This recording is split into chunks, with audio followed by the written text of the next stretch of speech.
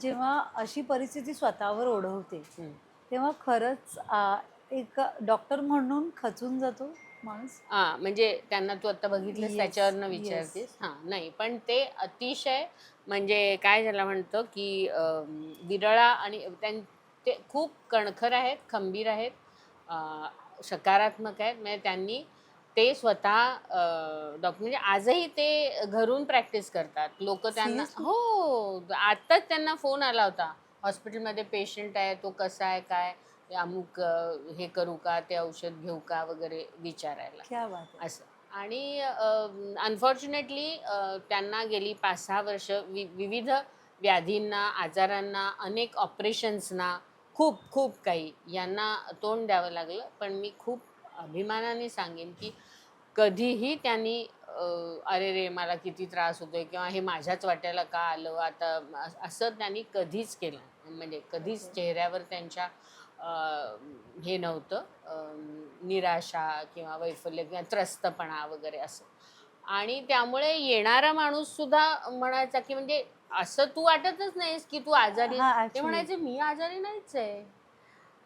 मी patient नाहीच आहे." मी कधी त्यांना विचारलं, "तू कसा आहेस?" टकाटक, टॉप असंच त्यांचं उत्तर असतं. त्यामुळे जे आहे ते ॲक्सेप्ट करून जे आपण बदलू शकतो, ज्याच्यावर आपण काही उपाय करू शकतो, ते करत पुढे जाणं असा त्यांचा स्वभाव आहे. खूप विशेष गुण आहे. त्यामुळे सगळ्यांनाच त्यांच्या आजूबाजूच्यांना उमेद मिळते, उभारी मिळते आणि सकारात्मक बरं राहायला. तुम्हाला जेव्हा ही गोष्ट कळेल, तेव्हा तुम्हीही पूर्ण खचला गेला असाल? हो, पण मी तुला म्हणलं तसं, की ज्या माणसाची आपल्याला काळजी घ्यायची आहे किंवा ज्या माणसासाठी आपण तो माणूसच स्वतः एवढा खंबीर आहे म्हटल्यानंतर आपण त्याच्यापुढे हातपाय गाळून उपयोग दर्शवण्याचं काही काहीच अर्थ कारणच नाही नाही. ना. राइट.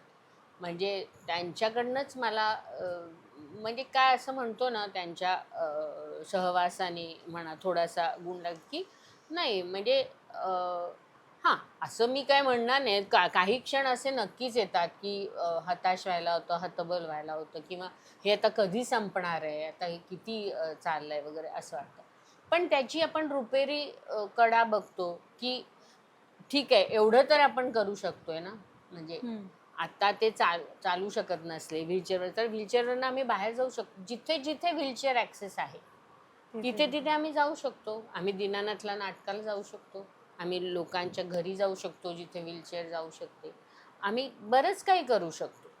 त्यामुळे ते करून पण आम्ही आता खरंच उद्या तुमच्या लंचला जाणार आहोत. आमचा ओह वेडिंग माय गॉड! अॅनिव्हर्सरी आहे म्हणून. वॉव! पण ताई खरंच अशा ज्या गोष्टी आहेत त्या खरंच इन्स्पायरिंग आमच्या या पिढीसाठी. कारण की आमची पिढी एक लाईक नाही मिळालं तरी आम्ही अख्खा दिवस ट्रॉमामध्ये जातो, म्हणून मी की म्हणून मी त्या म्हणजे अशी भानगडीतच नाही. मी त्या तुमच्या सोशल मीडियाच्या कशाही ह्याच्यावर आता ही या सिनेमासाठी मी Instagramवर आली आहे, नाहीतर मी त्याच्यावर पण नाही, पण नाही. तुम्हाला सांगते, की आत्ताची जी जनरेशन आहे, ती छोट्या-छोट्या गोष्टीहून डिस्टर्ब होते. स्वतःला पूर्ण खचून घेतात. बेडरूम लॉक करून अख्खा दिवस बसलेले असतात, की नाही यार माझ्याच्याने हे हे होत नाही झालं नाहीये, ते. ते नाही होत आहे. मी साधं म्हणजे आपण साधे व्हिडिओ पोस्टच्या गोष्टी करतोय. तर ही तुमच्याबरोबर जेव्हा एवढी मोठी गोष्ट होते, तेव्हा स्वतःला तेवढं स्ट्राँग बनवणं. ते कशा पद्धतीने तुम्ही म्हणजे सर तर आहेतच त्यांना बघून म्हणतात ना, हो. की सोबती नाही, संगतीने त्या साधी सगळ्या गोष्टी असतात. अगदी साधी आणि सोपी गोष्ट आहे. आपण आयुष्य उगीचच कठीण करत असतो, मला वाटतं. ते अगदी आपण सोपं करू शकतो. आपल्या प्रार्थनेमध्ये, आपल्या फिलॉसॉफीमध्ये, गीतेमध्ये सगळ्या ह्याच्यामध्ये आपल्याला हे सांगितलेलं आहे, की जे आपल्या हातात आहे, त्याच्यासाठी जीवतोड प्रयत्न करायचा. म्हणजे try your fullest, no stone unturned म्हणतात तसं, की सगळं काही करायचं. जे आपल्या हातात नाही, ते तुम्ही स्वीकारायचं. आणि जे काय आपल्या हातात आहे आणि काय नाही आहे याचं शहाणपण देवाकडे देवाकडे मागायचं. मागायचं. मग तुम्ही सारखं हेच नाही मला मिळालं, तेच नाही मला मिळालं, अमुकच तमुकच असं कुरकुर करण्यात करण्याचा पॉइंट काय नाहीये. हेच नसतं. पण हे झालं कशामुळे? म्हणजे त्यांचा आजारपण. हां, आता मल्टिपल रिझन्स रिझन्स आहेत. आहेत. म्हणजे लाँग स्टँडिंग डायबिटीस आहे, त्यामुळे पायाला त्यांच्या काही नॉन हिलिंग अल्सर्स झाले होते किंवा काही बॅलन्सचा इश्यू आहे, त्यामुळे ते 2 3दा पडले, त्यामुळे त्यांना दोन्ही ठिकाणी फ्रॅक्चर्स झाली होती पायांना.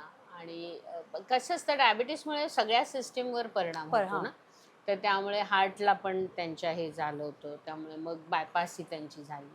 असं बऱ्याच अशा गोष्टी बऱ्याच related गोष्टी डायबिटीसच्या रिलेटेड ज्या हां, होतात डायबिटीसच्या त्याचा सगळा रिलेटेड त्रास ते झालेला आहे. झालं. म्हणजे इवन दो त्यांचा डायबिटीस कंट्रोलमध्ये म्हणजे ते त्यांनी ठेवला असला आणि हे असलं तरीसुद्धा इंटरनली म्हणजे डायबिटीस हा तुमच्या कुठल्या कुठल्या म्हणजे वेगवेगळे पाय, किडनी, हार्ट, डोळे, अशा गोष्टींवरती तो परिणाम करत असतो. त्यामुळे कुठल्या पेशंटला, कुठल्या माणसाला तो त्याला कसं कधी काय त्याला सायलेंट नक्कीच किलर म्हणूनच म्हणतात. म्हटलं जातं. हां, तर ते तर त्याला म्हणजे त्याच्याशी तरीसुद्धा मैत्रिणी आत्तासुद्धा कधी शुगर थोडी वाढली असल्यावर, "अरे का वाढली शुगर?" असं मी कधी म्हटलं तर, "कशाला काळजी करतेस?